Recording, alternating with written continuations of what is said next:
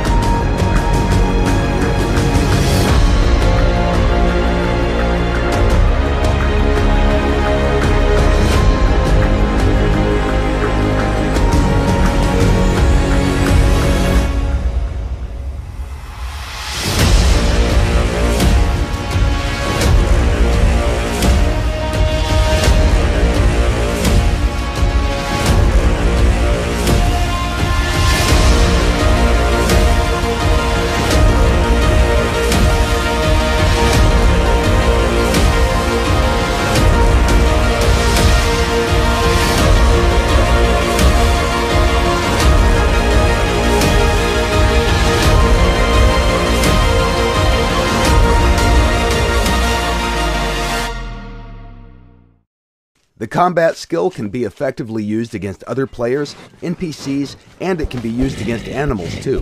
Although we do not recommend you attack bigger and more dangerous animals unless, of course, you're sure that you can beat them or outrun them.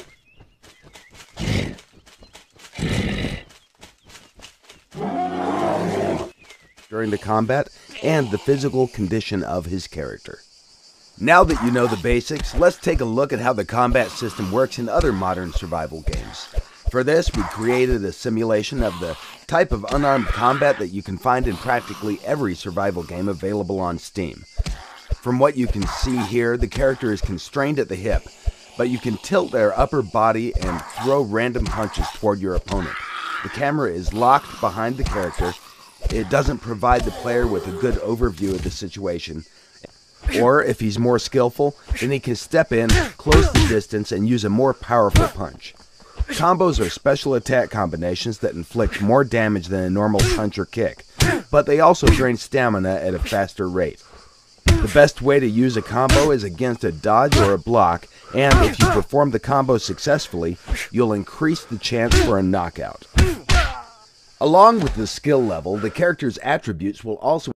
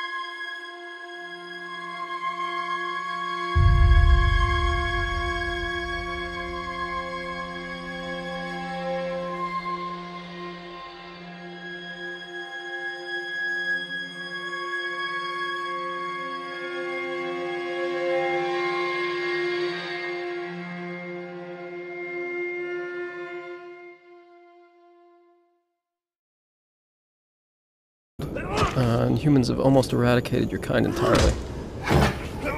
Here we can see two of them hacking away at the body of your father, probably to take a trophy. They've spotted us. We need to get away. And while a child, you can easily be killed, even by the weakest humans.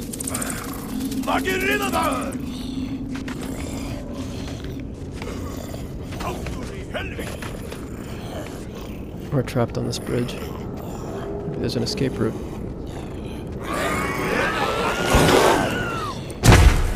Okay, I think we're safe. As you move around the caves and tunnels that these creatures inhabit, you'll see what humans have done to your kind over the years. Sneak to safety.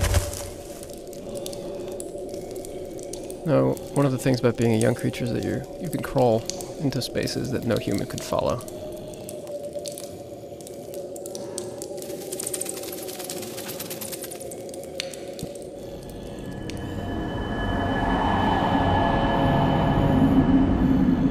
Now this huge cave, with the mysterious tree, is one of the last few places of refuge in the world for creatures like you.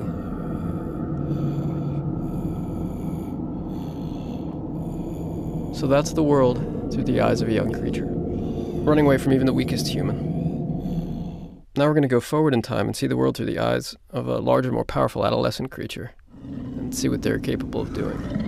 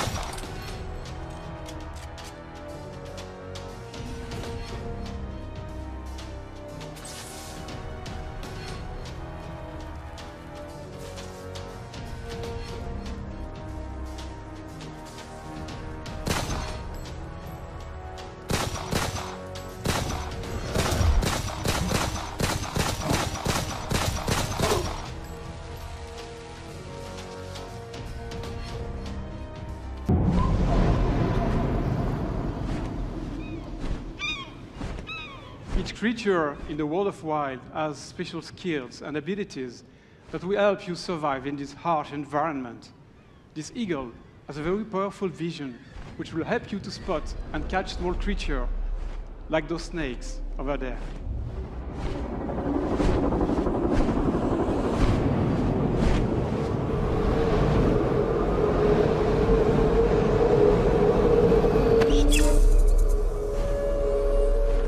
Each type of environment provides specific resources and animals that will evolve depending.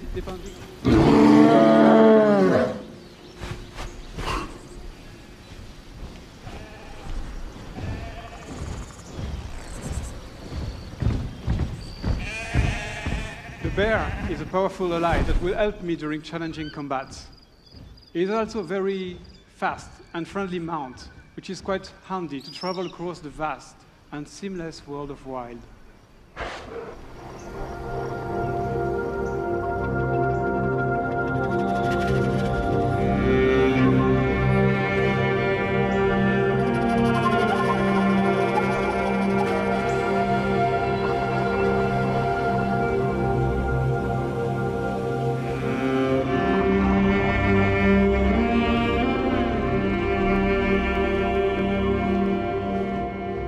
We finally reached the sacred location, where I will be able to summon the snake divinity in order to save the poison member of my group.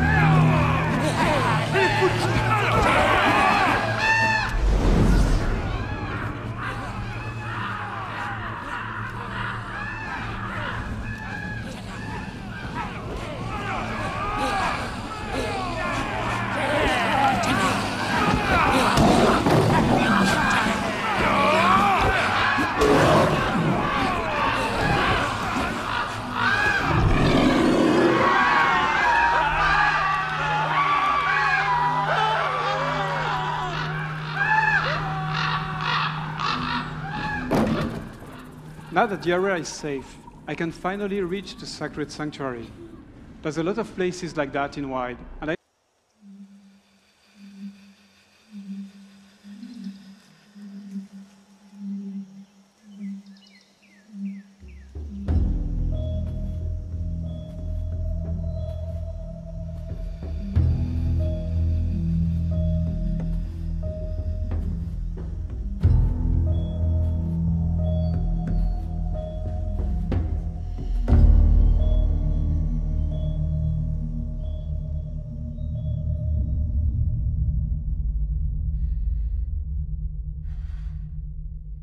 on this earth forevermore.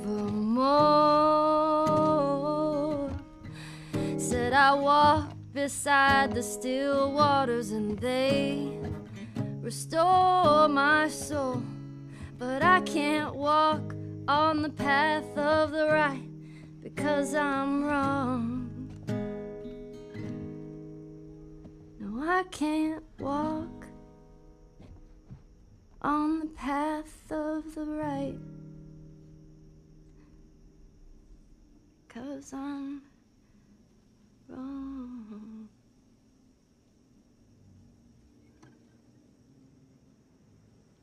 What are you doing, kiddo? You really gonna go through with this?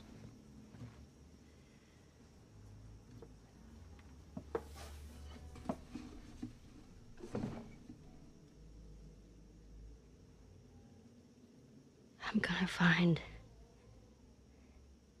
and I'm gonna kill every last one of them.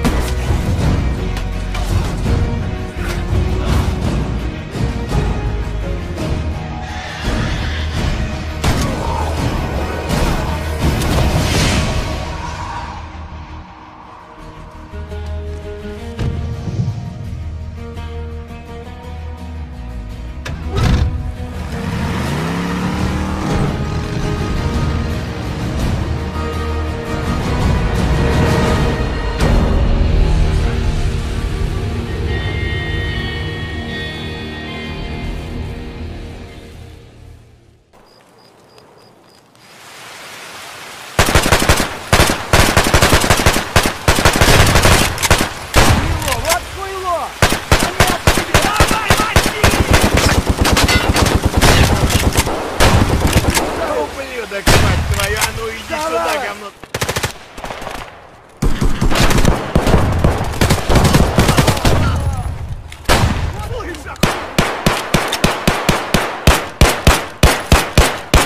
Гений, да.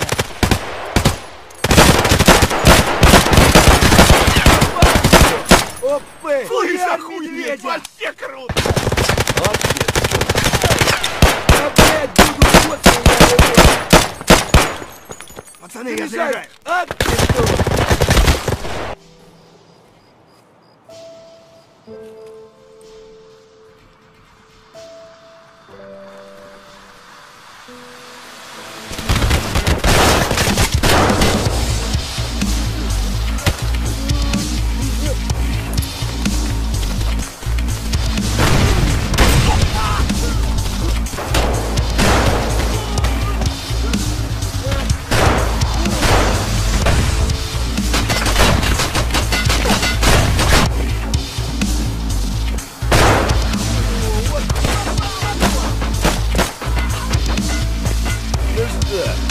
Неплохие деньги,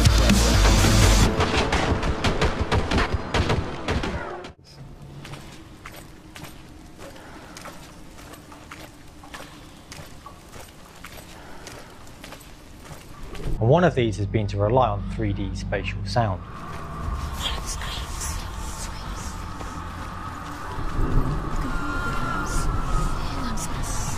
No one will judge her. No one will ever know. Oh, she heard us.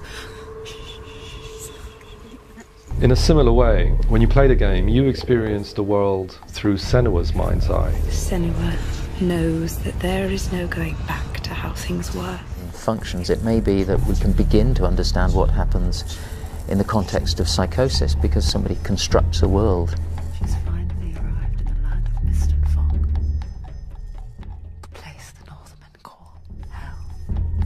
You to Gellerbrew, the bridge that separates the living from the dead.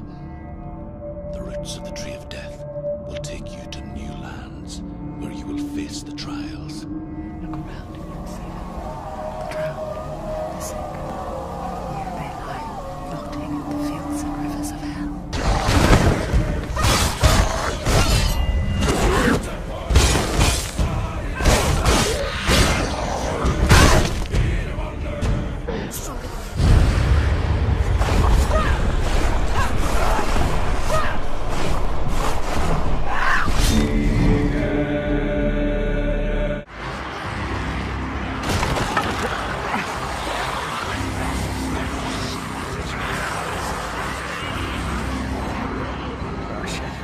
Oh shit. Come on!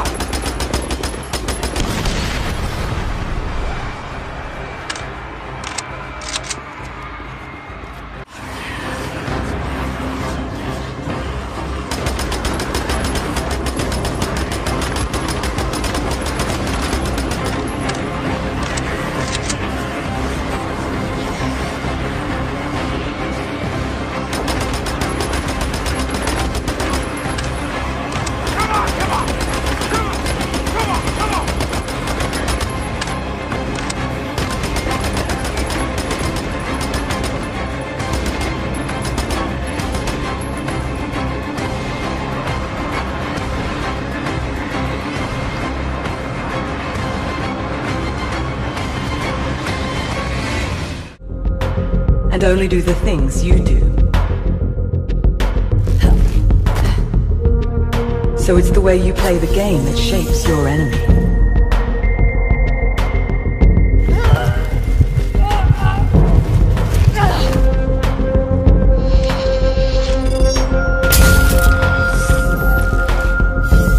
Every interaction, every movement, has consequence.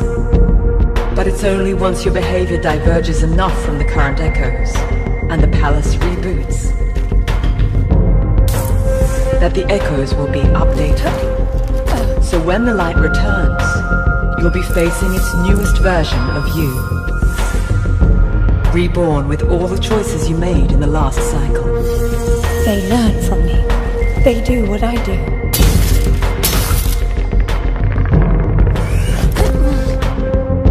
The palace watches everything you do in the light. But in the darkness, as it reboots, it is blind. And you are free to act without consequence.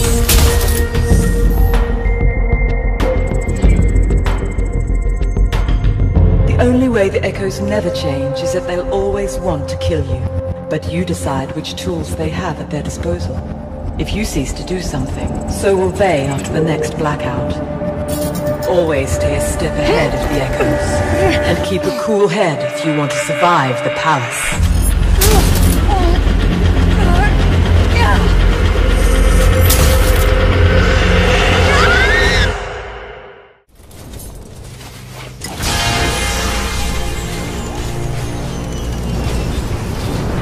Now build defenses around the power collector, because enemies will attack it when you activate it.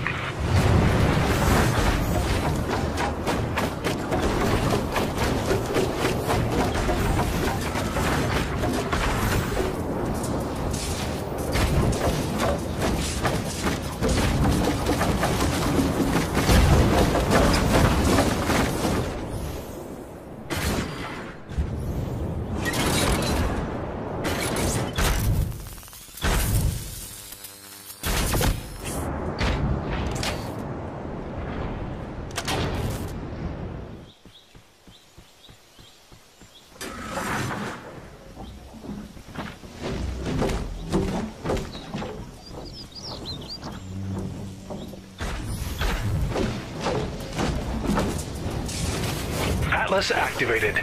Now defend the Atlas until the gate has been closed.